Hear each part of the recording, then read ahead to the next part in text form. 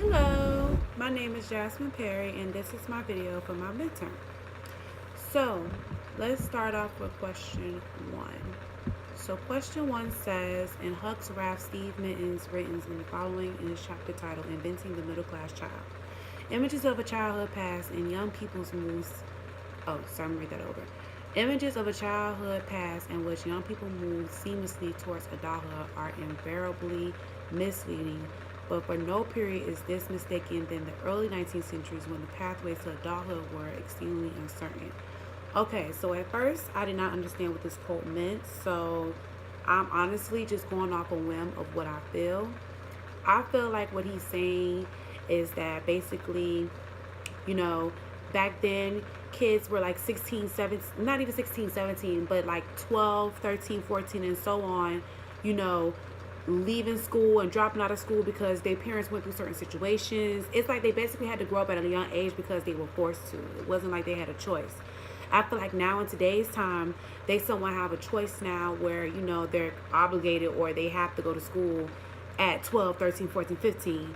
Back in the days when they was like 12, 13, 14, 15 and their parents died or anything of that sort, they had to leave and help take care of the family, basically be the other adult for the parent. In the passage, in the beginning of the passage, it says, by the time Henry Melville was reached by the age of 12, his father went bankrupt and he became insane, and his father died, and he had to basically take care of his mother and his siblings. Or Moby Dick, he worked for his uncle's bank, and he had to drop out of school, and so on. So I just feel like that's what he meant by that. It makes you seem like America has, well, not even make you seem, but it just goes to show that America has changed. Certain obligations that kids had to have, they don't have them anymore. It's more so now the parents who have to really take care of the kids and really be responsible for the kids, even at the age of 21. That's how far they're going now. So that was my understanding of that, and that was the examples that I wanted to give from that. The next question says, John Worries based his book and explorations of education and history of the following questions: do schools change society, or does society change the schools? This question was a vice versa question for me. I wrote down some notes. So I basically said, education can change society. It can change it in many ways.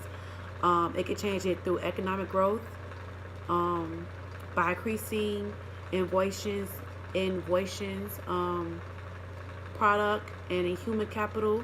And education can also has history of fostering positive and social change by encouraging things like political participation and social equality and environmental sustainability.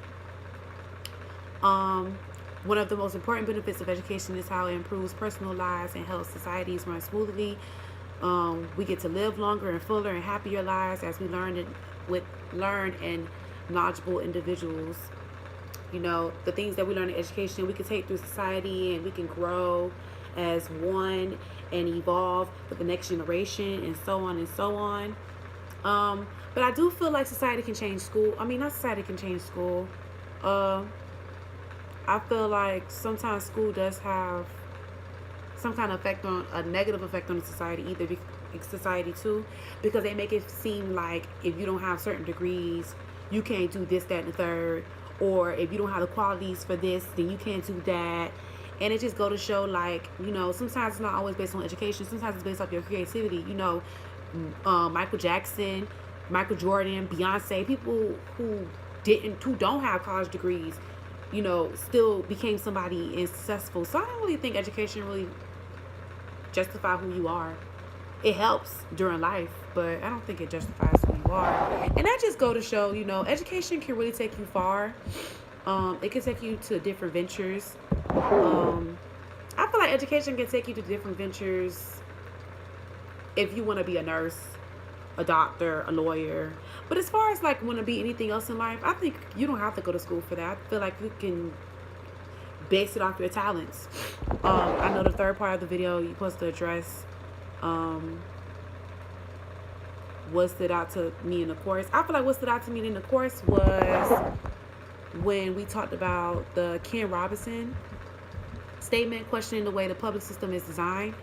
He states that the problem with education, as we know, is that it squanders creativity.